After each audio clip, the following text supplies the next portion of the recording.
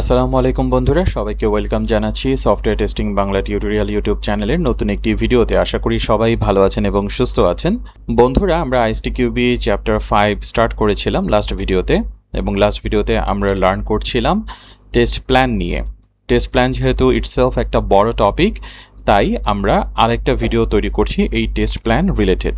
Plus আজকের টিউটোরিয়ালের শেষ পর্যায়ে আমরা টেস্ট প্ল্যান রিলেটেড আইএসটিকিউবি স্টাইলের কিছু কোশ্চেন একসাথে সলভ করার ট্রাই করব এবং এক্সপ্লেন করার ট্রাই করব কোন অ্যান্সারটা কেন কারেক্ট বা কেন কারেক্ট না।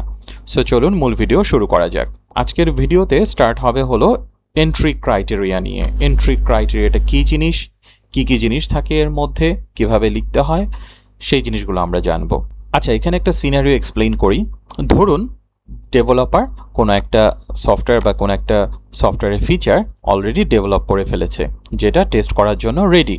অ্যাজ এ কিউএ হিসেবে আপনি টেস্ট করা স্টার্ট করলেন। টেস্ট করতে গিয়ে দেখলেন যে আপনার যেই ডকুমেন্টেশনগুলো দরকার, মানে টেস্ট কেসগুলো দরকার, টেস্ট ওয়্যারগুলো দরকার, কিছু রেডি আছে, কিছু রেডি নেই। আবার এমনও হতে পারে যে আপনি হয়তো রিয়ালাইজ করলেন টেস্ট কেস হয়তো সব আছে, বাট এই পার্টিকুলার টেস্ট করার জন্য আমার হিউজ পরিমাণে টেস্ট ডেটা দরকার, ম্যানুয়ালি যেটা করা সম্ভব না। এটার জন্য হয়তো বা আমাদের পার্টিকুলার কোনো স্ক্রিপ্ট লাগবে বা ডেটাবেসের কোনো কোয়ারি লাগবে যেটা দিয়ে ডেটা পপুলেট করা হবে, সেগুলোও এখন পর্যন্ত রেডি না। অথবা আপনি এরকম রিয়ালাইজ করলেন যে সফটওয়্যারটা টেস্ট করছেন, একদম শুরু থেকেই প্রতি পদে পদে শুধু বাগ পাচ্ছেন বা ডিফেক্ট পাচ্ছেন। এগুলো কোনোটাই আসলে আমাদের কাছে এক্সপেক্টেড না।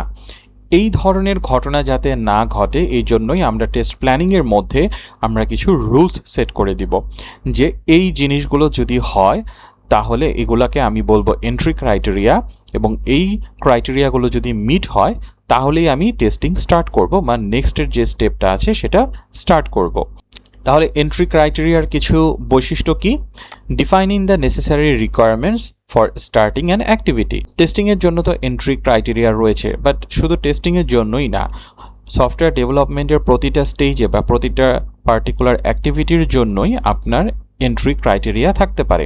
যেমন আপনি টেস্টিং করছেন, আপনার টেস্টারের জন্য হয়তো বা টেস্ট কেসগুলো রেডি থাকা আবশ্যক, সফটওয়্যারটা ডিপ্লয় করা আবশ্যক, বা এরকম কিছু রিকোয়ারমেন্ট আছে। বা ডেভেলপার হয়তো হোয়াইট সিগন্যাল দিয়েছে, হ্যাঁ আমি মোটামুটি চেক করেছি, ডেভ এন্ডের চেক হয়েছে।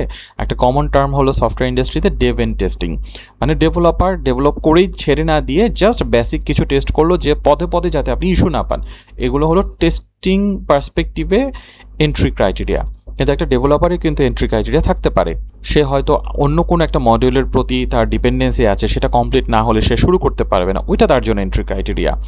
তার হয়তো স্পেসিফিক কোনো ইউজ কেস ডায়াগ্রাম আছে অথবা ক্লাস ডায়াগ্রাম আছে, সেটা তার জন্য এন্ট্রি ক্রাইটেরিয়া। ওইটা যদি রেডি না হয় সে ডেভেলপমেন্ট স্টার্ট করতে পারবে না। আবার বিজনেস অ্যানালিস্টের জন্য রিকোয়ারমেন্ট অ্যানালাইজিং করার জন্য তার ক্লায়েন্টের রিকোয়ারমেন্টগুলো প্রপারলি নেয়ার একটা এন্ট্রি ক্রাইটেরিয়া থাকতে পারে। প্রপারলি ক্লায়েন্টের রিকোয়ারমেন্ট যখন তার কাছে আসবে তখনই সে বিজনেস রিকোয়ারমেন্ট ডেভেলপমেন্টের ভাষায়, কিউএদের ভাষায় লিখতে পারবে। সো এই এন্ট্রি ক্রাইটেরিয়া সবার জন্যই প্রযোজ্য। Failing to meet all entry criteria have various negative impact on an activity. Obviously আপনার যদি এন্ট্রি ক্রাইটেরিয়া আমরা যেগুলো প্ল্যানিংয়ের সময় ডিফাইন করব যে এটা না হলে আমি কাজ করব না বা করতে পারবো না বা আগাবো না, এটা যদি ফেল হয় তাহলে অনেক ধরনের প্রবলেম হতে পারে। আপনার সফটওয়্যার ওই যে পদে পদে আপনি ইস্যু পাবেন, দেখবেন যে জিনিসপাতি এখনও রেডি না। সো এইগুলো আমার এন্ট্রি ক্রাইটেরিয়ার মধ্যে ডিফাইন থাকতে হবে। Should be define for all test level, মানে যত টেস্ট লেভেল রয়েছে ইউনিট থেকে শুরু করে একদম আপনার সিস্টেম টেস্টিং পর্যন্ত সব জায়গাতেই আলাদা আলাদাভাবে এন্ট্রি ক্রাইটেরিয়া স্পেসিফাই থাকতে হবে বা স্পেসিফাই থাকাটা উচিত। এতে করে আমাদের ডেভেলপমেন্ট বা টেস্টিংয়ে কোনো প্রবলেম হবে না। আচ্ছা, এরপরে রয়েছে referring two as the definition of ready in agile development, মানে একটা রেডি হয়েছে, এটার আরেকটা নাম হলো ডেফিনেশন অফ রেডি, এটার আরেকটা নাম হলো এন্ট্রি ক্রাইটেরিয়া। এটা দুটোটা সিনোনিমাস নাম, মানে entry criteria, definition of ready একই জিনিস মিন করে। আরেকটা টার্ম রয়েছে ডেফিনেশন অফ ডান। আপনারা যদি আমার চ্যাপ্টার 4-এর ভিডিও ফলো করে থাকেন বা দেখে থাকেন, সেখানে দেখবেন ইউজার স্টোরি নিয়ে যখন আমি কথা বলেছিলাম, একটা গুড ইউজার স্টোরির কী কী কম্পোনেন্ট থাকবে, কী কী থাকতে পারে, সেখানে ডেফিনেশন অফ ডান ছিল। ওইটাও আমরা ফাইনালি এই নেক্সট ভিডিওতেই দেখব। সেটা হলো এক্সিট ক্রাইটেরিয়া, সেটার একটা নাম হলো ডেফিনেশন অফ ডান। মূলত আপনার এন্ট্রি ক্রাইটেরিয়ার 3টা ক্যাটাগরি রয়েছে, বা এই 3টা জিনিস লক্ষ্য রাখতে হবে: availability of টেস্টওয়্যার, availability of resources এবং initial quality level of the test object. এই তিনটা জিনিসকে মাথায় রেখে বা আপনার যে এন্ট্রি ক্রাইটেরিয়া থাকবে সেটার মধ্যে এই তিনটা জিনিসের রিফ্লেকশন থাকতে হবে। একটু ডিটেলসে যদি দেখি, অ্যাভেলেবিলিটি অফ টেস্টওয়্যার মানে কি, টেস্ট বেসিসগুলো রেডি থাকবে, মানে রিকোয়ারমেন্টস, বিভিন্ন ডায়াগ্রামস বা আদার্স জিনিসগুলো রেডি থাকবে, রিকোয়ারমেন্টস অ্যান্ড টেস্ট কেসেসগুলো রেডি থাকবে, কোড এবং ডকুমেন্টেশন যদি আপনার হোয়াইট বক্স টেস্টিং করেন বা স্ট্যাটিক রিভিউ করার প্ল্যান থাকে আপনাদের, তাহলে কোড এবং ডকুমেন্টেশনগুলো রেডি থাকতে হবে যেগুলো দিয়ে আপনি রিভিউ করতে পারবেন বা যেগুলো দেখতে পারবেন। সো টেস্টওয়্যার, টেস্ট করার জন্য যা বেসিস বা রিকোয়ার্ড জিনিসপাতি সেগুলো রেডি থাকতে হবে। অ্যাভেলেবিলিটি অফ রিসোর্সেস, আপনার ইনভায়রনমেন্ট রেডি থাকতে হবে। ইনভায়রনমেন্ট হয়তো আপনার সফটওয়্যারটা রেডি বা আপনার পার্টিকুলার ফাংশনটা রেডি, কিন্তু এইটা এখনও ডিপ্লয় করা হয়নি টেস্ট করার জন্য টেস্টিং ইনভায়রনমেন্টে, তাহলে তো আপনি টেস্ট করতে পারবেন না। অথবা দেখা গেল যে আমার ইনভায়রনমেন্টটাই রেডি না, কিউএদের ইনভায়রনমেন্টটা এখনও প্রপারলি রেডি হয়নি, আমি টেস্ট কীভাবে করব? স্টার্ট তো করতে পারবো না। হ্যাঁ, স্টার্ট করতে পারবো, একটা পর্যায়ে গিয়ে আটকে যাব, তখন ফিল করব যে না, জিনিসগুলো তো তৈরি হয়নি। টেস্ট ডেটাগুলোও রেডি থাকতে হবে, পিপল এবং টুলসও রেডি থাকতে হবে। দেখা গেল যে এইটার সাথে যারা ইনভলভ, হয়তো একটা অটোমেশনের কাজ এখানে আছে, কিন্তু যে ব্যক্তিটা অটোমেশন জানে সে এক সপ্তাহের ছুটি নিয়েছে, আগে থেকে প্ল্যান করা, এই জিনিসগুলোও লক্ষ্য রাখতে হবে। তাহলে আমার এন্ট্রি ক্রাইটেরিয়ায় মিট হচ্ছে না, আমি টেস্টিং স্টার্ট করতে পারবো না। আবার কোনো একটা পার্টিকুলার টুলস হয়তো লাগবে, সেটা লাইসেন্সিংয়ের জন্য আপনি প্ল্যানিংয়ের সময় আগেই বলেছেন, স্টিল সেটার এখন পর্যন্ত লাইসেন্সিং হয়নি। এই জন্য আমাদের প্ল্যানিংয়ের মধ্যে আমাদের কী কী রিসোর্স এবং বাজেট লাগবে এগুলো আগে থেকেই বলে দেওয়ার প্রয়োজন পড়ে। দেন টাইম অ্যান্ড বাজেটটাও আপনার থাকতে হবে। প্রপার বাজেট এবং টাইম যদি না থাকে, রিসোর্সের অ্যাভেলেবিলিটি যদি না থাকে, তাহলে তো আপনি টেস্টিং স্টার্ট করতে পারবেন না বা স্টার্ট করেও খুব একটা এফেক্টিভ হবে না। নেক্সট হলো initial quality of the test object. ওই যে আপনি শুরু করলেন, পদে পদে একটা ক্লিক না করতেই একটা করে ইস্যু তৈরি হচ্ছে, এইরকম সিনারিও যদি হয়, এখানে আমাদের আটকে দিতে হবে, আমাদের এন্ট্রি ক্রাইটেরিয়া মিট হয়নি। এই কারণে আমাদের এন্ট্রি ক্রাইটেরিয়ার একটা অন্যতম পার্ট হতে হবে যে ইনিশিয়াল কোয়ালিটি, যে টেস্ট অবজেক্টটা থাকবে যাকে টেস্ট করব তার একটা ইনিশিয়াল কোয়ালিটি মিটিং থাকতে হবে। এটার রিজন কি? Avoid test efforts being wasted. মানে আপনি হয়তো টেস্ট করলেন, এই যে ধরেন টেস্ট করছেন ছোট্ট একটা জায়গাতেই হয়তো 50টা ইস্যু পেয়ে গেছেন, যদিও এটা হয় না নর্মালি, ডেভেলপাররা অনেক স্মার্ট এবং অনেক ভালোভাবেই ডেভেলপ করে, বাট হতে পারে অনেক সময় আনইনটেনশনালি হয়। ডেভেলপাররা অ্যাবসেন্ট মাইন্ড থাকে, পার্সোনাল প্রবলেম নিয়ে ডিল করতে থাকে, সেটার মাঝখানে ডেভেলপ করছে, কাজ করছে, ভুল প্রবলেম হয়েই যেতে পারে। এতে করে কী হবে, আপনার টেস্টিং এফোর্টটা নষ্ট হবে, আপনাকে আবার টেস্ট করতে হবে, আবার এটা ডেভেলপারের কাছে পাঠাতে হবে।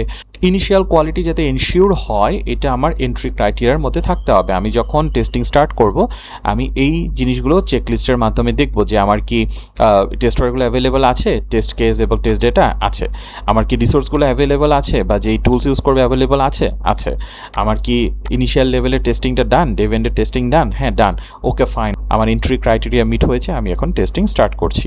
এবার চলুন আমরা একটু এক্সিট ক্রাইটেরিয়া সম্পর্কে জানি। এক্সিট ক্রাইটেরিয়া আসলে জিনিসটা কি? সেম অ্যাজ এন্ট্রি ক্রাইটেরিয়ার মতো আমরা কখন বলতে পারবো যে একটা পার্টিকুলার কাজ কমপ্লিট হয়েছে, সেটা কিউএ হতে পারে, ডেভেলপমেন্ট হতে পারে, রিকোয়ারমেন্ট অ্যানালাইজিং হতে পারে, যে কোনো কিছু হতে পারে, যে ওই পার্টিকুলার টাস্কটা ডান হয়েছে, এটা আমরা কখন বলতে পারবো? যখন আমাদের পার্টিকুলার এক্সিট ক্রাইটেরিয়া মিট হবে, বা আরেকভাবে বলতে গেলে এক্সিট ক্রাইটেরিয়া মিট হলেই আমরা বলতে পারবো ওই কাজটা ডান। এটার আরও একটা নাম রয়েছে, আমি একটু আগে বলছিলাম definition of done. So agile এনভায়রনমেন্টে এটাকে ডেফিনেশন অফ ডান নামেও বলা হয়ে থাকে। এন্ট্রি ক্রাইটেরিয়া অনেক সময় ইউজার স্টোরিতে মেনশন থাকে না, কিন্তু মোস্ট অফ দ্য কেসেসে যদি ভালো অর্গানাইজেশন হয়, বড় অর্গানাইজেশন হয়, তারা এক্সিট ক্রাইটেরিয়া বা ডেফিনেশন ডানটা ইউজার স্টোরিতে মেনশন করে দেয়। এটা কিন্তু পুরাটাই আসলে অ্যাজ এ ডেভ বা কিউএ বা পার্টিকুলার কন্ট্রিবিউটর হিসেবে আপনি কখন বলতে পারবেন আপনার কাজটা ডান, তার ডেফিনেশন, ওই পার্টিকুলার মেজারমেন্টটা হলো ডেফিনেশন অফ ডান। কী কী জিনিস রয়েছে?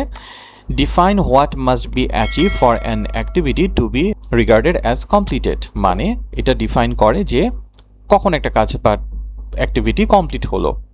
May act as the entry criteria for a sequential activity। অনেক সময় এটা হয় যে একটা কাজের বা একটা অ্যাক্টিভিটির এক্সিট ক্রাইটেরিয়া আরেকটা অ্যাক্টিভিটির জন্য এন্ট্রি ক্রাইটেরিয়া। এটা হতেই পারে। যেমন আপনি একটা মডিউল ডেভেলপ করছেন, তার এন্ট্রি ক্রাইটেরিয়া হলো ডেটাবেসটা কমপ্লিট হওয়া বা ডেটাবেসটার টেবিলগুলো রেডি হওয়া, প্যারামিটারগুলো রেডি হওয়া।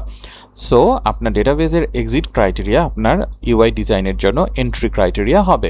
Should be define for each test level. So আলাদা আলাদা টেস্ট লেভেলের কখন আমরা বলতে পারবো যে আমাদের কাজটা ডান, তার জন্য ভিন্ন ভিন্ন ডেফিনেশন থাকতে হবে এবং এক একটা লেভেলে ডেফিনেশনও ডিফারেন্ট হয়। আমাদের এত ইন ডিটেলসে জানার দরকার নেই, জাস্ট টার্মসগুলো আমাদের জানা বা বোঝা বা কেন লাগছে এতটুকু আমাদের এক্সামের জন্য এনাফ হবে।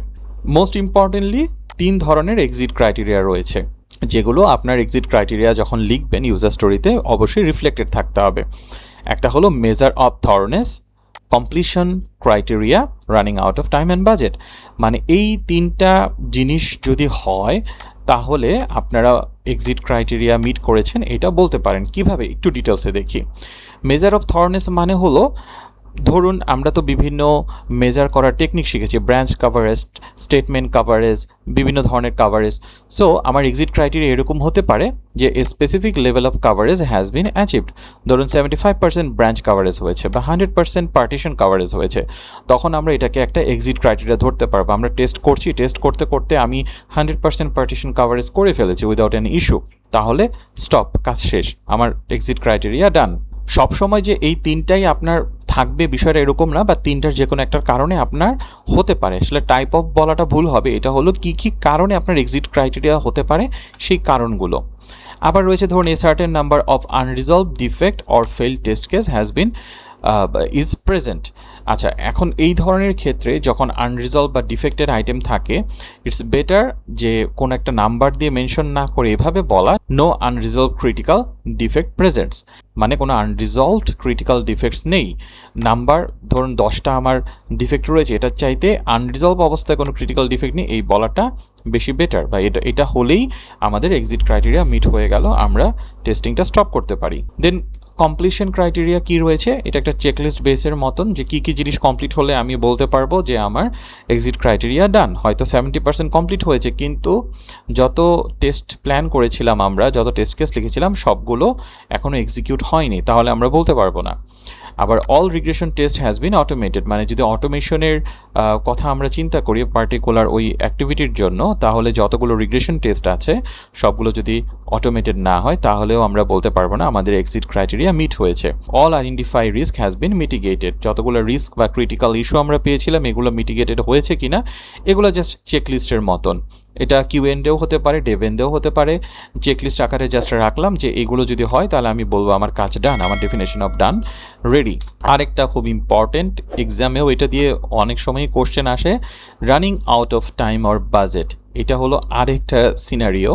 আপনার সব কিছু হয়তো দেখছেন বা দেখা এখনও হয়নি, টেস্ট কেস সবগুলো হয়তো বা এক্সিকিউট করানোও হয়নি, কিন্তু আপনার টাইম এবং বাজেট শেষ। সেই ক্ষেত্রেও আমাদের বলতে হবে যে আমাদের এক্সিট ক্রাইটেরিয়া শেষ প্রান্তে চলে এসেছে, আমাদের টেস্ট এখানেই খতম করতে হবে, সামনে আর আগানো পসিবল না। So can be valid exit criteria even with other criteria still unfinished. যেটা বললাম যে বাকি কাজগুলো কমপ্লিট না হলেও এটা একটা ভ্যালিড রিজন, এবং এইটা অনেক সময় এক্সামে দিয়ে বলে যে এই সিনারিওতে কি আমার এক্সিট ক্রাইটেরিয়া মিট হয়েছে কি হয়নি। এবং এই সিনারিওতে অবশ্যই stakeholders must review and accept the risk. কী কী রিস্কগুলো আছে, ধরুন যে কোড রিভিউ হয়তো বা আমার করা হয়নি প্রপারলি, আমার ঠিক মতন রিলিজের আগে টেস্টিং করা হয়নি, সকল টেস্ট লেয়ারে আমার টেস্টগুলো করা হয়নি, এবং ফ্রাস্ট্রেটেড হয়তো কিছু কাস্টমার বা ইউজার থাকতে পারে। তো এগুলো আসলে স্টেক হোল্ডারদের মেনে নিতে হবে, এবং তারা এগুলো দেখবে আসলে কতটুকু রিস্ক রয়েছে, তখন তারা চিন্তা করবে যে আমার বাজেট এবং টাইম বাড়ানোর প্রয়োজন আছে কি নেই, বা আমি এভাবেই মার্কেটে যাব কি না। সো এক্সিট ক্রাইটেরিয়া হলো এগুলো, জাস্ট বেসিক আন্ডারস্ট্যান্ডিং থাকলে এক্সামে অ্যান্সার দেওয়ার জন্য এনাফ। আমরা এখন আরেকটা টপিক জানবো, সেটা হলো টেস্ট কেস প্রায়োরিটাইজেশন। মানে টেস্ট কেস কোনটা হাই প্রায়োরিটি কোনটা লো প্রায়োরিটি, এই প্রায়োরিটিটা কিভাবে আমরা সেট করতে পারি, বা প্রায়োরিটি সেট করার জন্য কি কি জিনিস ভূমিকা রাখে। কখন এই প্রায়োরিটিটা আসলে গুরুত্বপূর্ণ হয়, এই মোমেন্টে যখন আমাদের বাজেট এবং টাইম কম থাকে, বা we are running out of time and budget, তখন আসলে আমাদের করণীয় কি। আমরা কি বলেছিলাম যে can be a valid exit criteria even though with other criteria still unfinished. তাহলে এই ক্ষেত্রে আমাদের করণীয় হলো হাই প্রায়োরিটি আইটেমগুলোকে আগে কমপ্লিট করা, যেহেতু টাইম এবং বাজেটের সংকট রয়েছে। এবং আমাদের এক্সিট ক্রাইটেরিয়াও এরকম থাকতে পারে যে হাই প্রায়োরিটি আইটেমগুলো সব কমপ্লিট করা হয়েছে। তাহলে এবার কোশ্চেন হলো যে হাই প্রায়োরিটি আইটেম বের করব কিভাবে বা ডিফাইন করব কিভাবে। মূলত 3টা টেকনিক অ্যাপ্লাই করে বা 3টা ক্রাইটেরিয়ার উপরে বেস করে আমরা হাই প্রায়োরিটি, লো প্রায়োরিটি ডিফাইন করি।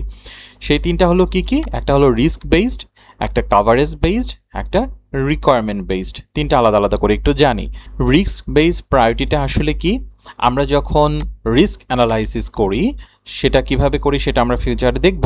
বাট রিস্ক অ্যানালাইজিংয়ের মাধ্যমে আমরা আসলে বুঝতে পারি যে কোন পার্টিকুলার কাজটা বা কোন পার্টিকুলার টেস্ট কেসটা আসলে বেশি রিস্কি এবং কোন কাজটা আমার আগে করতে হবে, সেই অনুযায়ী আমি প্রায়োরিটি সেট করতে পারি। ফর এক্সাম্পল, ধরুন যে আপনার কোন একটা সিস্টেমে লগ ইন ফাংশনালিটিটা একটা আছে, আবার রেজিস্ট্রেশন ফাংশনালিটিও একটা আছে। এখন কোনো একটা কারণে রেজিস্ট্রেশন ফাংশনালিটি আপনারা একটু চেঞ্জ নিয়ে আসলেন। আগে হয়তো বা সিম্পল ইমেল পাসওয়ার্ড দিয়ে রেজিস্ট্রেশন করতে পারতো, এখন হয়তো বা অ্যাডমিনের অ্যাপ্রুভাল লাগবে, কিন্তু অ্যাডমিনের অ্যাপ্রুভালটা এখনও হয়নি, কিন্তু অলরেডি যারা রেজিস্টার্ড অবস্থায় আছে তাদের তো লগ ইন করতে দিতে হবে। সো এই যে এইখানে এই ক্ষেত্রে আমার হাই রিস্কি আইটেম হলো যারা অলরেডি রেজিস্টার ইউজার তাদেরকে অ্যাক্সেস করতে দেয়া। এই ক্ষেত্রে আমার এখানে প্রায়োরিটিটা আগে চলে আসবে যে রেজিস্টার ইউজাররা লগ ইন করতে পারছে, এই টেস্ট কেসটা আমার আগের প্রায়োরিটি। দেন মোস্ট ইম্পর্টেন্ট রিস্ক আইডেন্টিফাই, আমরা মোস্ট ইম্পর্টেন্টগুলো আইডেন্টিফাই করি, দেন রিলেটেড টেস্ট কেসেস আর এক্সিকিউটেড ফার্স্ট। সো আমরা যখন রিস্কি আইটেমগুলো ফাইন্ড আউট করে ফেলতে পারবো অ্যানালাইজিংয়ের মাধ্যমে, রিস্ক অ্যানালাইজিংয়ের মাধ্যমে, তখন আমরা বেশি রিস্কি আইটেমটাকে আগে এক্সিকিউট করা স্টার্ট করব। ফাইনালি কম রিস্কি আইটেম যদি কিছু বাদও পড়ে যায় টাইম এবং বাজেটের কারণে, পড়ে গেল, সমস্যা নেই, ওইটা স্টেক হোল্ডার মেনে নেবে বা মেনে নিতে হবে। দেন কাভারেজ বেসড প্রায়োরিটি কি? আচ্ছা, ধরুন আমার 3টা টেস্ট কেস রয়েছে, আলাদা আলাদাভাবে এরা 10%, 25% এবং 15% কাভার করে পার্টিকুলার কোনো একটা ফিচারের। তাহলে আমরা কি করব? আমাদের আসলে কাভারেজ বেস যখন আমরা চিন্তা করব, পার্টিকুলার একটা টেস্ট কেসকে যখন হাইয়েস্ট প্রায়োরিটিতে রাখবো, তখন আমরা দেখব কোন টেস্ট কেস দিয়ে ম্যাক্সিমাম নাম্বার অফ কাভারেজ হচ্ছে। ওই যে সেম অ্যাজ ব্রাঞ্চ কাভারেজ, ওই রকম যে maximum number of coverage, branch coverage কোন টেস্ট কেস দিয়ে হয়। সো ওই আইটেমগুলোকে আমরা আগে রাখবো। এবং আমরা কিন্তু দেখেছিলাম যে তাহলে এইভাবে একটা অর্ডার হয়ে যাবে যে 25, 15 এবং 10। আবার এই যে 2টা আলাদা আলাদা টেস্ট কেস, এদের মধ্যেও কিন্তু ইন্টারডিপেন্ডেন্সি থাকতে পারে। ধরুন আমার ব্রাঞ্চ কাভারেজ রয়েছে, সো এখানে আরেকটা রয়েছে সরাসরি, এইভাবে আমার এইখানের ব্রাঞ্চ কাভারেজ যেহেতু বেশি হতে পারে আমার এখানে আরেকটা টেস্ট কেস ছিল যেটা অলরেডি এই কাভারেজের আন্ডারে চলে এসেছে বা পার্শিয়ালি কাভার হয়ে যাচ্ছে। তাহলে দেখা গেল যে এইখানে আলটিমেটলি যে 15%, এইটার থেকে 10% এইখানে কাভার হয়ে গেছে। আলটিমেটলি এইখানে 25% কাভার করলে আমার এখানেরও 10% কাভার হয়ে যায়, 5% আর বাকি থাকে। তখন আমরা আবার রিশাফল করে দেখব, ঠিক আছে কাভারেজ যেহেতু এখানে হয়ে যাচ্ছে ম্যাক্সিমাম, এবার সেকেন্ড কাভারেজে বেস্ট কে আছে, এবার হলো 10%। এবং তখন আমরা এইভাবে অর্ডারটা মেনটেন করতে পারবো যে ঠিক আছে এটা যদি আমরা ফার্স্টে করব, এটা দিয়ে ম্যাক্সিমাম কাভারেজ হচ্ছে, তারপরে এইটা, দেন ফাইনালি এইটা অ্যাডিশনালি 5% কাভারেজ আমার দিবে। এই অ্যাডিশনাল 5% কাভারেজ যদি টাইম এবং বাজেটের কারণে বাদ পড়ে যায়, আমার সমস্যা নেই, স্টেক হোল্ডার হয়তো মেনে নিবে। Requirements based prioritization. So requirement আসলে ক্লায়েন্টের রিকোয়ারমেন্ট কি, ক্লায়েন্টের চাহিদা কি, ক্লায়েন্ট কি বিজনেসটা করতে চাচ্ছে, তার উপরে বেস করেও টেস্ট কেসগুলো প্রায়োরিটি পায়। এবং এই প্রায়োরিটি করার জন্য আসলে একজন ব্যক্তিকে ইনভলভ থাকলে হবে না, যতগুলো স্টেক হোল্ডার আছে সবাইকে ইনভলভ হয়ে এই প্রায়োরিটিটা মেনটেন করতে হবে। সবাই মিলেই একসাথে ডিফাইন করবে যে কোনটার প্রায়োরিটি হাই। আবার এই যে প্রায়োরিটি আমরা ডিফাইন করলাম, এখানে আরও একটা ফ্যাক্টর রয়েছে যেটা আমাদের প্রায়োরিটিকে ইম্প্যাক্ট করতে পারে, সেটা হলো কি overlapping or dependency. For example, আমরা একটা হাইয়েস্ট প্রায়োরিটি আইটেম আছে, একটা লোয়েস্ট প্রায়োরিটি আইটেম আছে, কিন্তু দেখা গেল এই হাইয়েস্ট প্রায়োরিটি আইটেমটা আসলে এই লোয়েস্ট আইটেমের উপরে ডিপেন্ডেন্ট। তার মানে কি? তার মানে আমাদেরকে বাধ্য হয়ে লোয়েস্টটাই আগে করতে হবে, যদিও এর প্রায়োরিটি লো ও ডিপেন্ডেন্সি আছে, তো আদারওয়াইজ আমরা কিন্তু কাজটা কমপ্লিট করতে পারবো না। সো এই ক্ষেত্রে আমাদের প্রায়োরিটি শিফটিং হয়ে লোয়ার আইটেমের দিকে চলে যেতে পারে। আবার ধরুন থার্ড পার্টি কোনো একটা কিছুর উপরে নির্ভরশীল রয়েছে, অথবা এমন কোনো একটা রিসোর্সের প্রতি নির্ভরশীল যে হয়তো ছুটিতে আছে বা সিক লিভে আছে, তাহলে তো আমার করণীয় কিছু নেই। তখন কি করব? তখন কি আমরা কিউরা বসে থাকবো বা ডেভেলপাররা বসে থাকবো? না, তখন আমরা লোয়ার আইটেম নিয়ে কাজ শুরু করব, কারণ টাইম ইজ মানি। আমাদের বসে থাকলে তো কোম্পানি টাকা দিবে না, সো কোম্পানির কাজ তো করতে হবে। এরকম ডিপেন্ডেন্সি যখন হবে তখন আমাদের প্রায়োরিটি শিফটিং হয়ে লোয়ার প্রায়োরিটি আইটেমের দিকে চলে যায়। এবার চলুন এই test plan related exam style কিছু কোশ্চেনের অ্যান্সার আমরা একসাথে করার ট্রাই করি। Which of the following activities would a tester do during release planning? Release প্ল্যানিংয়ের সময় একজন টেস্টার কি করে? দেখি কী কী অপশন দিয়েছে। Determine the testability of user story, help break down user story into small and more detail task. না, এই কাজটা আমরা রিলিজ প্ল্যানিংয়ে করি না, আমরা ইটারেশন প্ল্যানিংয়ে করি। Estimate test effort for all testing task. না, টাস্কের এক্স্যাক্টলি টাস্ক লেভেলের ডিটেলসগুলোও আমরা ইটারেশন প্ল্যানিংয়ের সময় করি। Estimate test effort associated with user stories. হ্যাঁ, এই কাজটা আমরা রিলিজ প্ল্যানিংয়ের সময় করি। স্টোরি লেভেলে আমরা গ্রানুলার লেভেলে মোর ব্রেকডাউন করি হলো ইটারেশন লেভেলে। And determine the testability of user story. না, এটাও করি না। টেস্ট হবে কি হবে না, টেস্টেবিলিটি কেমন আছে না আছে, এই জিনিস ডিফাইন আমরা এই রিলিজ প্ল্যানিং লেভেলে করি না। সো কারেক্ট অ্যান্সার হবে হলো নাম্বার ডি। হ্যাঁ, নাম্বার ডি। ওকে, বড় একটা কোশ্চেন রয়েছে এখানে, বলেছে you are testing a web app that enables user to purchase laptop through an online. আচ্ছা, কি কি করা যায় সেটা বলেছে। You need to execute test case from the regression suite according with a specific execution schedule. Note that the test management system, এটা খুব important, use on the project has a known bug in ordering test cases. মানে test case order করার ক্ষেত্রে এই যে software management বা project management টুলটা use করা হয় সেখানে একটা বাগ আছে। Consider the following list of test priorities. Higher number means a higher priority, মানে প্রায়োরিটি লিস্টে এখানে যেটা হায়ার নাম্বার দিয়েছে সেটা হলো higher priority. Which of the following test case should be executed as the fourth one? 4 নম্বরে কোনটা হওয়া প্রয়োজন? বেশ ক্রিটিক্যাল একটা কোশ্চেন। আচ্ছা, প্রথম টপিক হলো যে এখানে প্রায়োরিটি হলো হায়ার নাম্বার দিয়ে হায়ার প্রায়োরিটি মিন করতেছে। আচ্ছা, হায়ার প্রায়োরিটি আসলে কোনটা? আমাদের হায়ার প্রায়োরিটি কিন্তু যদি 1 থেকে 5 পর্যন্ত চিন্তা করি, আমরা 5টা অর্ডারে সাজাই। যেটা হলো নাম্বার শুরুর দিকে সেটার প্রায়োরিটি হাই, যেটা নাম্বার শেষের দিকে সেটার প্রায়োরিটি লো। কিন্তু না, এখানে 5 দিয়ে হায়ার প্রায়োরিটি মিন করছে, মানে বিষয়টা উল্টা। মানে 5, তারপর 4, তারপর 3, তারপর 2, 1। এটার রিজন হতে পারে আমাদের যে অ্যাক্টিভ ম্যানেজমেন্ট সিস্টেম রয়েছে সেটার প্রবলেম। আচ্ছা, আরও একটা জিনিস বলেছিল যে ম্যানেজমেন্টের সিস্টেমের প্রবলেম। তার মানে আমার উল্টা থেকে শুরু করি। তার মানে 1 নাম্বারে আমার এক্সিকিউট হবে হলো এই হাইয়েস্ট প্রায়োরিটি 5 দেওয়া যেটা সেইটা, এবং সেটার টেস্ট কেস নাম্বার হলো 1। আচ্ছা, 2 নম্বরে কোনটা হবে? যেটা হলো 4। আচ্ছা, এইটা। এখন এখানে তো 2টা আছে, তো 2টার মধ্যে কোনটা আগে হবে? 2টার মধ্যে যেটা টেস্ট কেস নাম্বারটা আগে আসছে সেটা হবে। তার মানে এটা হবে হলো আমার 2 নাম্বার এক্সিকিউশন, আর এটা হবে হলো আমার 3 নাম্বার এক্সিকিউশন। 4 নম্বরে কোন টেস্ট কেসটা আসবে? 3 যেটা আছে এইটা, মানে টেস্ট কেস 4। আমাদের কোশ্চেন ছিল কি 4 নম্বরে কোন টেস্ট কেসটা এক্সিকিউট হবে। যেহেতু সিস্টেমের ইস্যু, তাই ওর অর্ডারিংটা আসলে ঠিক নাই। ও 2 নাম্বার আগে আসা উচিত ছিল, আবার এই 7 নাম্বারটা পরে আসা উচিত ছিল। বাট আমরা এই প্রায়োরিটি দেখে সেটা বুঝে গেলাম যে না, এর অর্ডারিং ইস্যু আছে, এবং আমাদেরকে তো বলেও দিয়েছে। সো কারেক্ট অ্যান্সার হবে হলো টেস্ট কেস 4। দেখি, হ্যাঁ, কারেক্ট অ্যান্সার হলো টেস্ট কেস 4। নেক্সট কোশ্চেনে যদি যাই, which of the following option is the exit criteria for testing a system? All test cases are organized into the test suite and are prioritized. না, priority করাটা exit ক্রাইটেরিয়ার কোনো কাতারের মধ্যে নাই। All unresolved defects from the previous iteration are added to the current iteration board. না, আনরিজলভগুলো কারেন্টে add করেছে, এটা এক্সিট ক্রাইটেরিয়া বা এন্ট্রি ক্রাইটেরিয়া কোনোটার মধ্যেই পড়ে না। Staffs, drivers and simulators are set and configured to the validate environment. না, এটা এন্ট্রি ক্রাইটেরিয়ার মধ্যে পড়ে। আগের যে জিনিসগুলো সেগুলো সেট করা হয়েছে, সব কিছু ড্রাইভার এনভায়রনমেন্ট রেডি করা হয়েছে এন্ট্রি ক্রাইটেরিয়াতে, বলে বাকি থাকে এইটা, সেটা হলো release approval time has been reached, মানে আমরা কি বলেছিলাম, টাইম এবং বাজেট যখন নাই তখন এমনিতেই ডিফল্ট এক্সিট ক্রাইটেরিয়ায় চলে যায়। নাম্বার ডি হবে হলো কারেক্ট অ্যান্সার, টাইম এবং বাজেট কনস্ট্রেনের কারণে। নেক্সট আমাদের আছে according to ISTQB glossary what is a test approach. আচ্ছা, টেস্ট অ্যাপ্রোচটা কি জিনিস একটু দেখি।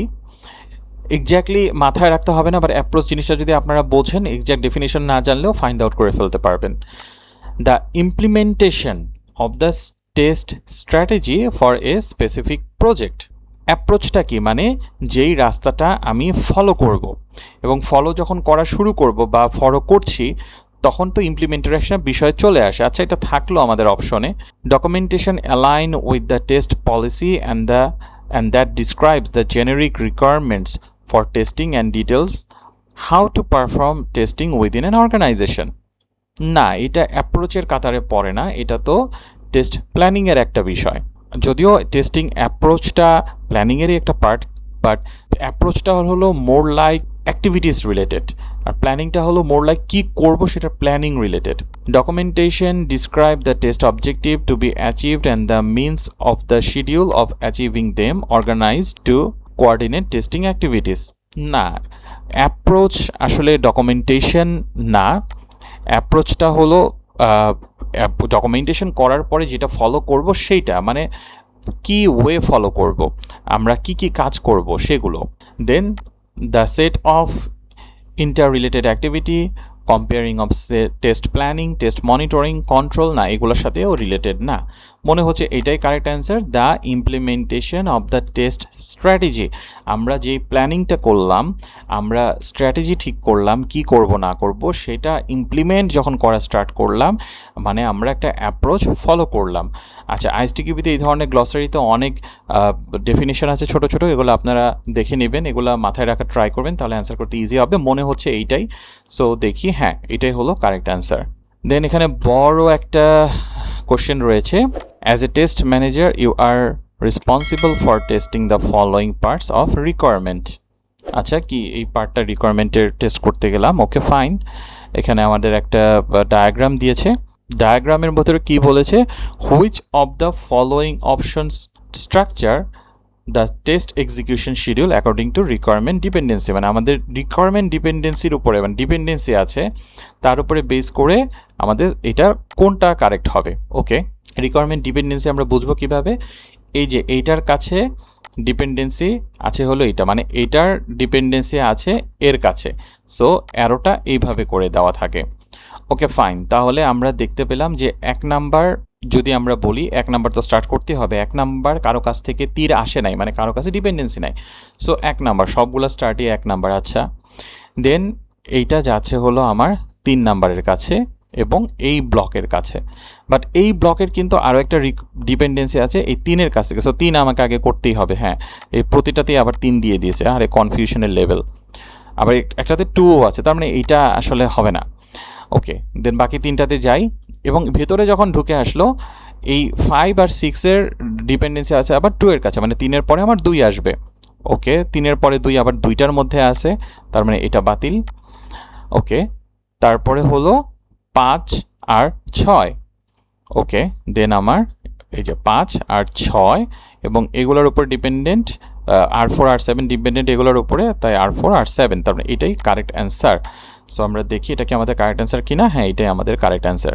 নেক্সট একটা কোশ্চেন রয়েছে, which of the following answer describes an entry criteria. Okay, entry criteria কি ডিসক্রাইব করে দেখি। The required state of a test item and its environment prior to test case execution. Okay. The set of condition for officially starting a defined task. এটাকেও মনে হচ্ছে, এটাকেও মনে হচ্ছে। আচ্ছা, আমরা একটু যাই। The criteria to define the coverage item required to reach a test objective. না, অবজেক্টিভের জন্য আসলে তো ক্রাইটেরিয়াগুলো হলো exit criteria. A provision that contains criteria to be fulfilled. আচ্ছা, আমাদের কি বলছে, এন্ট্রি ক্রাইটেরিয়া না, এটাও এক্সিট ক্রাইটেরিয়ার সাথেই রিলেটেড, এই দুইটার মধ্যে অ্যান্সার। সেকেন্ডটা কি, the set of conditions for officially starting A define task, এইটাকে মোর অ্যাপ্রোপ্রিয়েট মনে হচ্ছে। আর এখানে বলেছে the required state of A test item and it's environment prior to test case execution. হ্যাঁ, এটা রিকোয়ারমেন্ট, এটা এন্ট্রি ক্রাইটেরিয়ার ভেতরের কিছু রিকোয়ারমেন্ট, বাট এন্ট্রি ক্রাইটেরিয়াকে ফুললি এটা ডিফাইন করে না। এইটা আসলে ভালোভাবে ডিফাইন করে যে এছাড়াও তো আমাদের আরও কিছু ছিল, ইনভায়রনমেন্ট ছিল, আমাদের যেই প্রপার ডকুমেন্টেশন সেগুলো ছিল, যে আমাদের টেস্ট ওয়্যার সেগুলো ছিল। সো এইটা আসলে না, এখানে দুইটা মেনশন করা হয়েছে। কারেক্ট অ্যান্সার বি হবে, দেখি তো। হ্যাঁ, কারেক্ট অ্যান্সার আমাদের বি হচ্ছে। গ্লসারিতে, আচ্ছা ফ্রম গ্লসারিতে এটার অ্যান্সার আছে। ওকে, ফাইনালি বিশাল বড় একটা কভারেজের জিনিস, এটাই মনে হয় লাস্ট। হ্যাঁ, okay. We are testing a popular language learning app. আচ্ছা, কী টেস্ট করছি বিষয় না।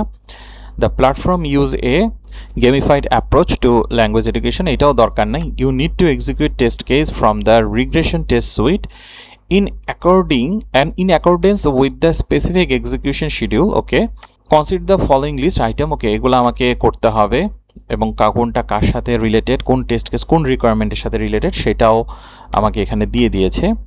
আর এখানে দিয়েছে কোন রিকোয়ারমেন্ট আসলে আমার পুরা এই সিস্টেম টেস্টের কতটুকু কাভার করে, বা সিস্টেমের রিকোয়ারমেন্টে কতটুকু কাভার করে। কোশ্চেনটা কি, you aim to prioritize test case using coverage based prioritization, মানে কাভারেজ কে কতটুকু বেশি দিচ্ছে সেই অনুযায়ী আমরা প্রায়োরিটি করব। আচ্ছা, কাভারেজ বেসে আমরা কি শিখেছিলাম, যে সর্বোচ্চ বেশি যে কাভার করে সেটাকে আমরা আগে রাখবো। কোশ্চেনটা এক্স্যাক্টলি কি, okay, which the test should be executed at the last, মানে লাস্টে কে এক্সিকিউট হবে, প্রায়োরিটিতে কে শেষে পড়ছে। আচ্ছা, এই ধরনের কোশ্চেনের ক্ষেত্রে আমরা প্রথমে যেটা করব, আমাদের টেস্ট কেস ধরে কে কতটুকু কাভার করছে সেটা ফাইন্ড আউট করব। ফাইন্ড আউট করার ওয়ে হলো রিকোয়ারমেন্টের উপরে বেস করে। তাহলে আমরা যদি 1-এর জন্য চিন্তা করি, 1-এর জন্য হলো আমার রিকোয়ারমেন্ট 1 এবং 2 আছে, যারা পর্যায়ক্রমে 15% কাভার করে। ওকে, টেস্ট কেসের জন্য। যে 2-এর জন্য আছে আমার 6 হলো, এটাও 15% কাভার করে। দেন 3-এর জন্য 3, এটা করার জন্য হয়তো একটু পেন পেপার লাগবে বা যে হোয়াইট বোর্ড লাগবে, সেটা আপনারা ইউজ করতে পারেন। 3 নাম্বার টেস্ট কেসের জন্য আমার রয়েছে 3 এবং 4। ওকে, 3 আর 4 সমন্বয়ে আমার 25% কাভারেজ দেয়, মানে একটু বেশি দেয়। 4 নাম্বারের জন্য রয়েছে 1 এবং 5। 1 এবং 5 হলো 5% অ্যান্ড 5%। 4 নাম্বারে হলো আমার দিচ্ছে 10%। ওকে, 5 নাম্বার দিচ্ছে হলো 5 and 6। 5 হলো আমার 5, 6 হলো 15। তার 5 নাম্বারে দিচ্ছে আমার 20%। এবং ফাইনালি 6 নাম্বার হলো 2 and 4। 2 মানে 10, 4 মানে 10, এটাও দিচ্ছে আমার 20%। তাহলে আমার সর্বনিম্ন কে দিচ্ছে, এই 4 নাম্বার। এত কম কাভারেজ দিচ্ছে, 10% কাভারেজ দিচ্ছে, তার মানে কারেক্ট অ্যান্সার 4 নাম্বারই হওয়া উচিত। দেখি আমরা অ্যান্সারটা। হ্যাঁ, কারেক্ট অ্যান্সার হলো 4। সবাইকে অসংখ্য ধন্যবাদ আইএসটিকিউবির চ্যাপ্টার 5-এর টেস্ট প্ল্যানিংয়ের দীর্ঘ ভিডিওটি দেখার জন্য। আমরা ট্রাই করেছি কিছু এক্সাম্পল স্টাইল কোশ্চেনের অ্যান্সার একসাথে সলভ করতে এবং রিজনগুলো ফাইন্ড আউট করতে। আশা করি ভিডিওটি আপনাদের উপকারে আসবে। ভিডিওটি ভালো লাগলে চ্যানেলটি সাবস্ক্রাইব করে দিবেন, ভিডিওতে লাইক করে দিবেন, ইউটিউব অ্যালগোরিদমের জন্য ভিডিওটি শেয়ার করবেন। সবাইকে পরবর্তী ভিডিও দেখার আমন্ত্রণ জানিয়ে আজকের ভিডিও এখানেই শেষ করছি। সবাই ভালো থাকবেন, আল্লাহ হাফেজ এবং আসসালামু আলাইকুম।